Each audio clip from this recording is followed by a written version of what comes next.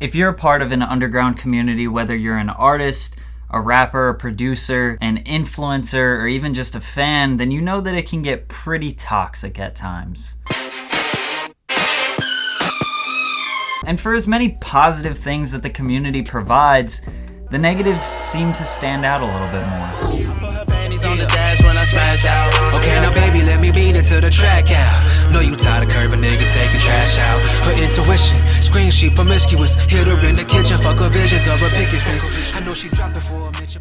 Before I get into it, if you make music as a hobby or just for fun, then none of these things really apply to you. Also, I'm just curious to find this out. Comment down below when or at what subscriber count you found me, or what video that you found me from.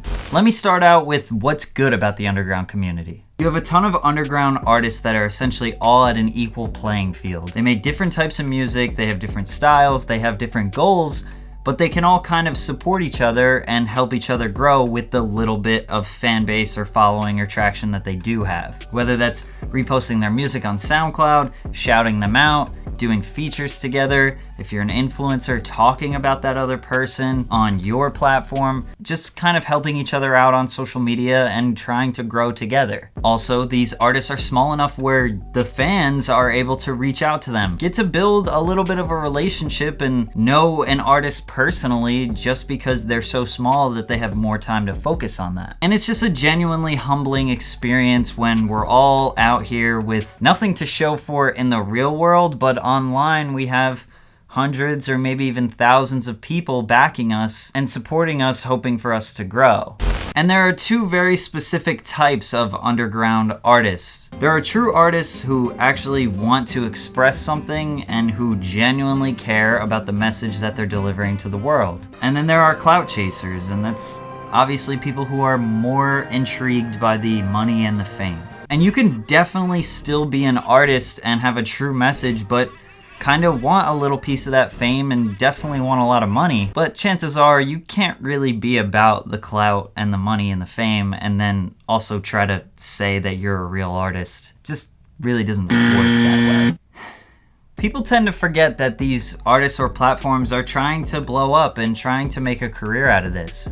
And that's gonna come with sacrifices. That might come with a change in music style, or change in image, or change in marketing strategy, or just changes in general, which is all 100% okay and should be expected in order for an artist to grow, because as people, we all have to grow and change, so it's the same for an artist. But people are so quick to say, they switched up on the underground and they changed. As if changing is a negative thing. Everyone has to graduate from the underground at some point.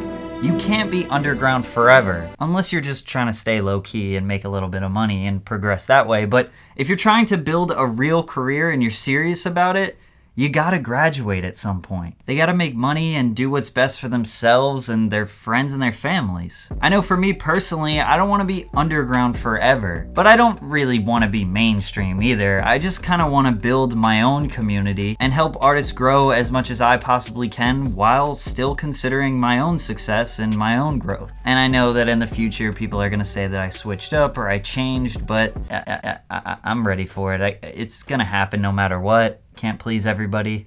And also, there's a ton of jealousy and hate in the underground community. Think about it like this. Let's say you and your friend are both starting point guards on your high school basketball team. You both finished high school with just about equal stats. You're both about the same height and weight.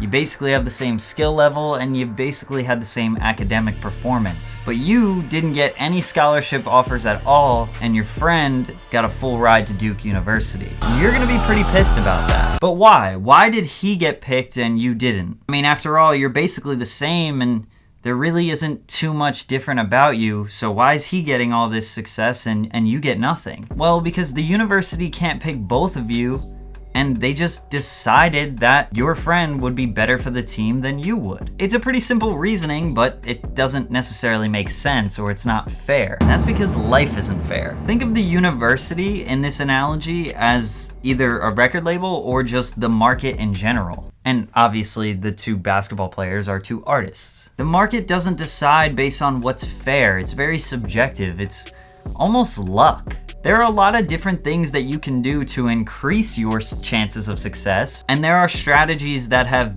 worked for a lot of people or for some people, and if you implement them on yourself, they might work for you, but they also might not. So you could do everything that you possibly can to build yourself up to be successful, and it just might not work. Why? Because life isn't fair and there's no specific way to do it. And if you have an opportunity, you have to take it. And 99% of the time, that's gonna come with a lot of sacrifices. And to allude to that analogy, you and your fans, instead of supporting your friend and saying, yeah, happy for you, go for it, you're gonna be pissed and you're gonna be mad and you're gonna hate him and you're gonna throw shade. And that's generally what happens in the underground. Why?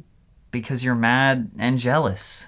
You see, fans have a hard time realizing that these artists or whoever are real people at the end of the day, and they have to make real decisions that are gonna impact their own lives. And I hate to say it, but they're making decisions based on themselves and what's good for them, not what's good for you as fans. And I'm sure a lot of artists out there care about their fans, but they don't care about the fans more than they care about themselves. And that's totally 100,000% okay because they're people. You don't care about someone else's problems as much as your own. And when they're making decisions on their career, they're not considering your opinion or what matters to you because it doesn't matter. And I know that sounds harsh, and before you hate on me and start commenting all this negative stuff, just think about it this way. We all have that annoying uncle or just douchey guy that cares way too much about sports, that sits there watching the TV and says, well, all the Yankees need to do is just draft that pitcher, dump their starting pitcher right now because he sucks,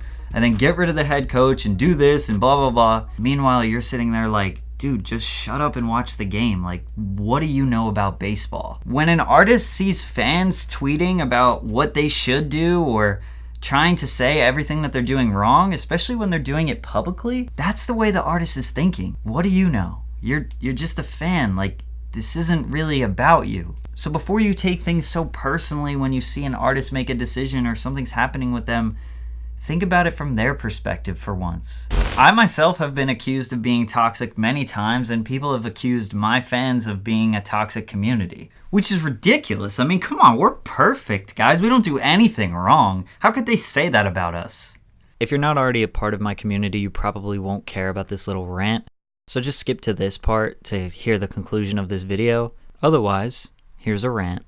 And I totally empathize with those people. I get it. My live streams, they can be a little bit harsh when I react to people's music, whether it's on YouTube or on my live streams. I can be a little bit rough on people and I can contradict myself. I say I like one thing and I say I don't like another thing, and somebody might be like, oh, those sound the same. And I loved what was called emo rap for so long, and then now I'm starting to drift away from it because I feel like it's just kind of getting old and overdone. And I may be letting down a lot of you fans who really love sad music, but truthfully, I just don't think that it has much of a future from here on out, and I just don't want to be associated with that genre. I don't want to be boxed in like that. And just because I have a little platform here on YouTube, people take things that I say very, very seriously, and I get that. I mean, I'm supposed to be somewhat of a leader or somewhat of a tastemaker, influencer, whatever you want to say.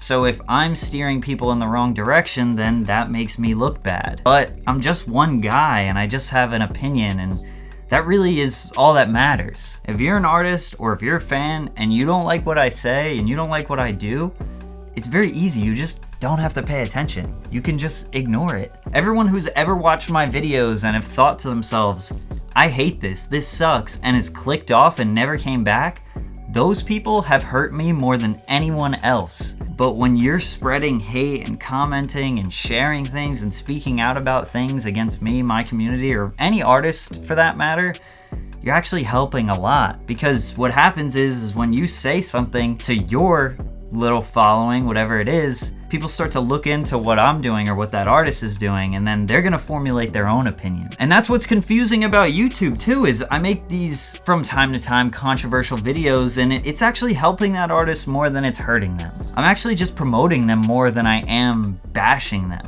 which I'm never really intending on doing. But it's funny, and this is very important for anyone out there that's trying to grow anything online, really. If you are so confident in yourself and confident in what you are doing, you will have no time, zero time to pay attention to anything else or anybody else's shit. You're just gonna be more focused on what you're doing and trying to make what you're doing the best it could possibly be. And that's where I'm at. All I really care about is my diehard fans, my content, and the message that I'm trying to express to the world. Anybody else, whatever they're doing, if it doesn't impact me directly, I don't care. And that's where you guys need to be at. So as far as an underground community, it's good because you can build up together, but at the end of the day, you need to focus on yourself and what you have going for you. And that needs to be your top priority. All I want to do is build my own community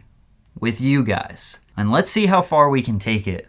I don't care about what anybody else is doing, and I don't care about what anybody else thinks. If you support me, I love you so much. You can DM me, we can talk. I do it as much as I can. I really just wanted to make this video to get you guys in the mindset of what you should be thinking about if you're an underground artist or an underground platform, if you're a YouTuber, if you're a writer, if you want to be an Instagram model, if you want to be whatever you want to be. This is the mindset you need to have. Communities are great, but they can hold you down. So you got to be very clear with what your goals are. At the end of the day, do what's best for you, do what you want to do, and just don't give a shit what other people think. And most importantly, stay hydrated, because water will solve all your problems. I'm out.